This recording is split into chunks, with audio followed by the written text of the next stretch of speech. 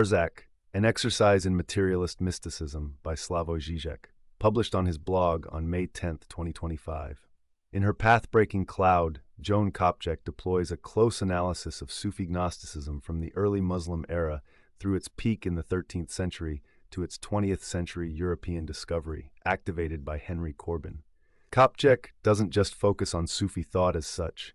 She elaborates in detail on its link with European Christian mysticism, Jacob Boehme, certain tendencies in German idealism, especially Schelling, and of course, Freud and Lacan.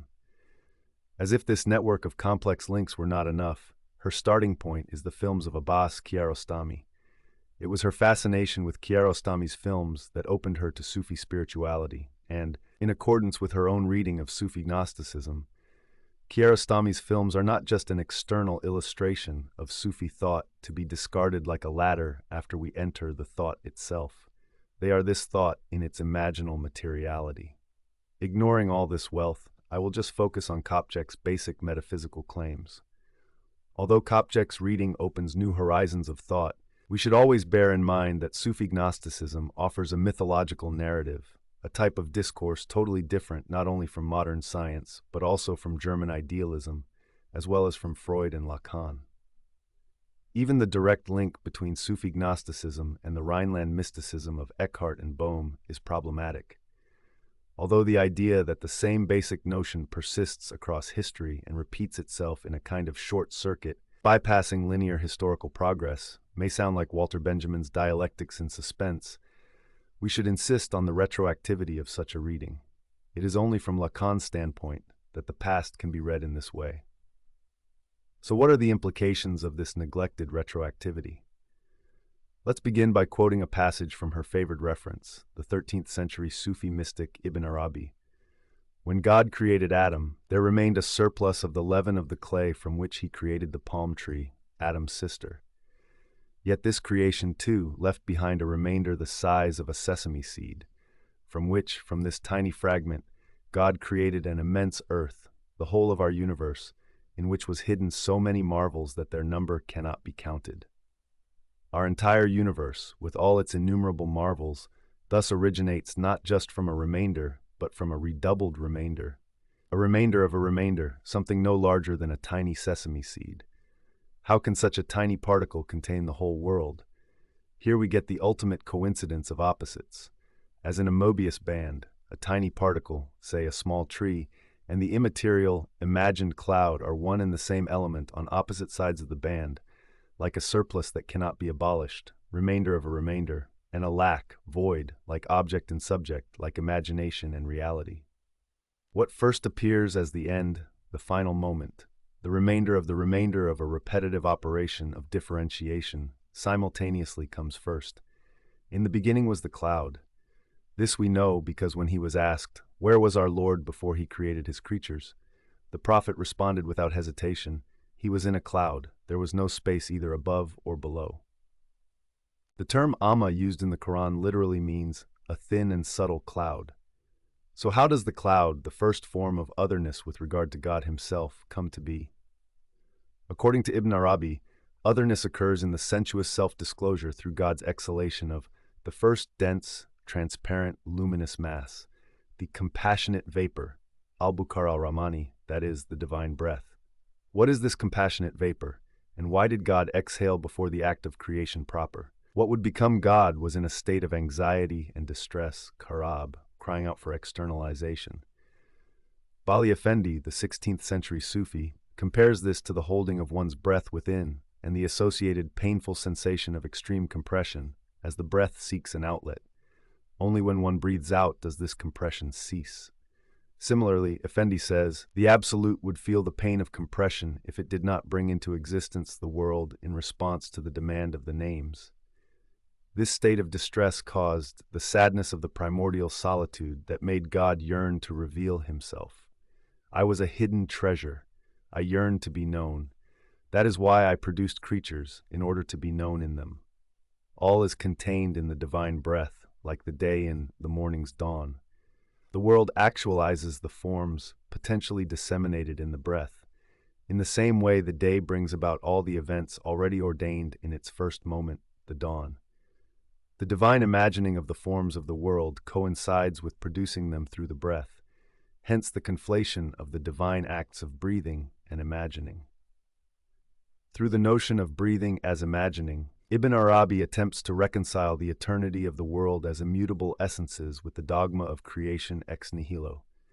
This name derives from ibda, which means to bring forth something original, novel, unprecedented, and from which the term bid'ah means originality, novelty, and heresy. The creation of our world is characterized as body because objects in it are not created according to any preceding model, likeness, or form, mythal. Had the form of the cosmos been identical with the immutable essences in non-existence, God would not have been badi, for he would have been creating according to the form already present in his knowledge, and there would be no creation ex nihilo. Forms are not permanent, Platonic models in whose likeness things are made, but are rather things themselves. This holds also for man himself. In the prophetic tradition, God created man in his image, surati.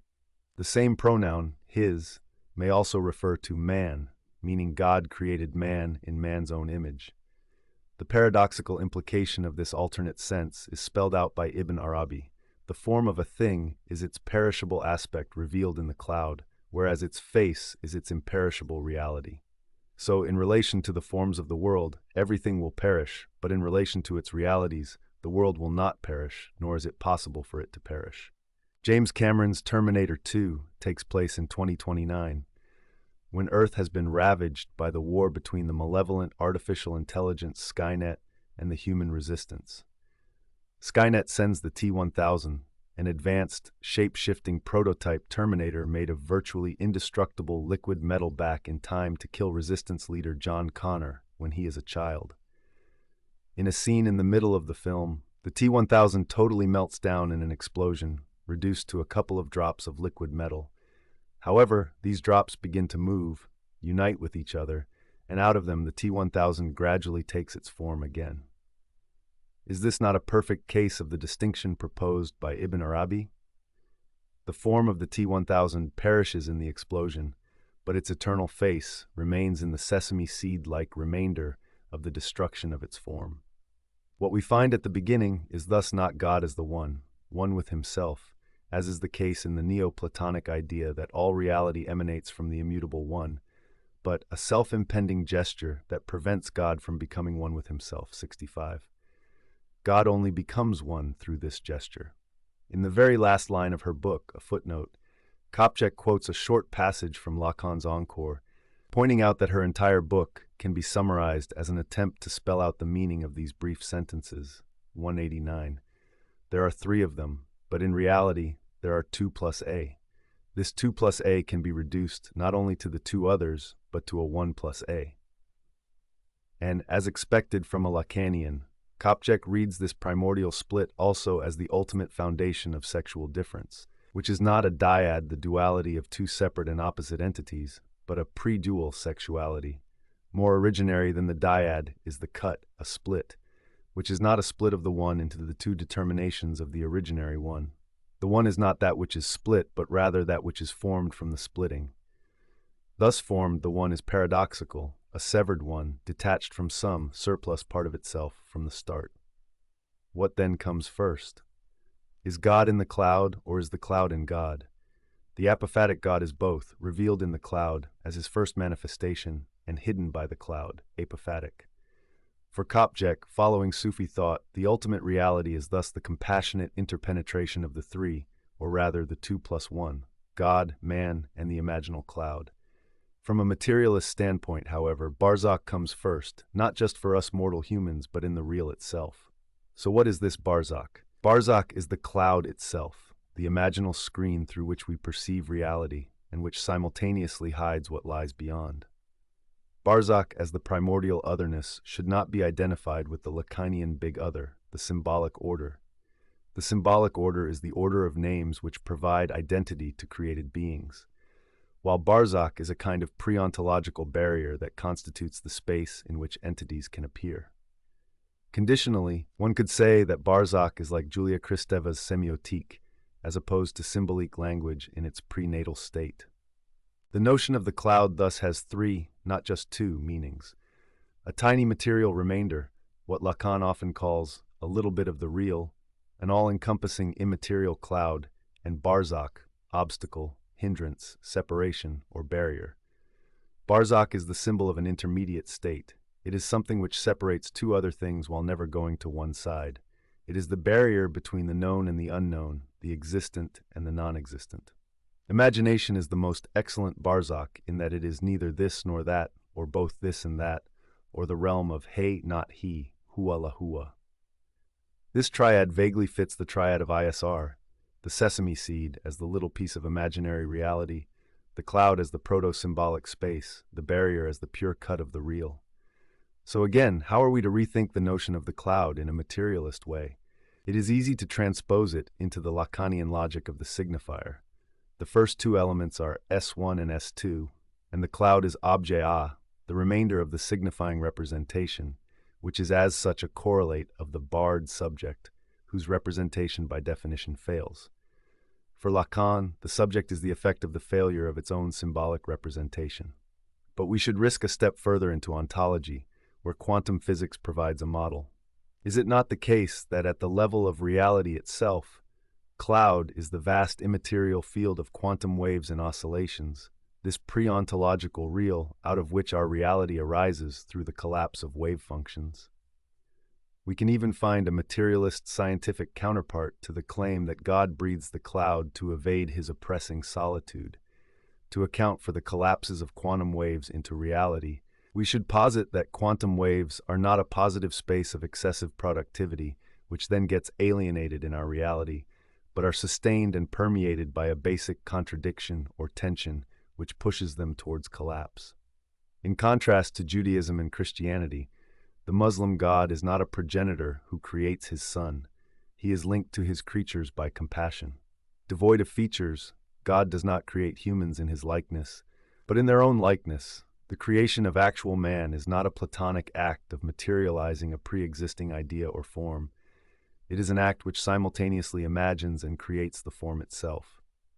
As Corbin, Kopchek's main inspiration, noted, imagination can reveal the hidden only by continuing to veil it, and Kopchek convincingly links this to the topic of shame and sexuality. Here, however, we should take into account the two thoroughly different meanings of the unknown. There is the unknown as simply what we do not yet know about reality, a vast domain towards which we are indifferent. And there is the unknown as a secret which we treat as such, like God, the unknown as the mystery created by our veil or cloud. So there is literally nothing hidden by the veil. The veil does not hide any deep secret out of reach to our finite minds, like God in himself prior to his manifestation, as in the Sufi notion of the apophatic God. Behind the veil is ultimately just the stupid, contingent, pre-ontological chaos which can, to a large extent, even be the way things appear to us. It is the veil itself which reveals the hidden by continuing to veil it. In short, which creates the illusion that there is some secret behind the veil. The deception is thus redoubled. The veil hides the fact that there is nothing to hide behind it. To exemplify the structure of such redoubled deception, Lacan evoked the anecdote about the competition between Zeuxis and Parrhasios, two painters from ancient Greece, over who would paint a more convincing illusion. First, Zeuxis produced such a realistic picture of grapes that birds were lured into picking at it to eat the grapes. Next, Parrhasios won by painting a curtain on the wall of his room, so that Zeuxis, when Parrhasios showed him his painting, asked him, "Okay, now please pull aside the veil and show me what you painted." In Zeuxis's painting, the illusion was so convincing that the image was taken for the real thing. In Parrhasios's painting, the illusion resided in the very notion that what we see in front of us is just a veil covering up the hidden truth. This is also how, for Lacan, feminine masquerade works. She wears a mask to make us react like Zeuxis in front of Parrhasios's painting. Okay, put down the mask and show us what you really are. In a homologous way, we can imagine Orlando, in Shakespeare's As You Like It, after the mock wedding ceremony, turning to Rosalind Ganymede and telling her, "You played Rosalind so well that you almost made me believe you were her. You can now return to what you are and be Ganymede again." It is not an accident that the agents of such double masquerade are always women. A man can pretend to be a woman, Only a woman can pretend to be a man who pretends to be a woman, just as only a woman can pretend to be what she is, a woman.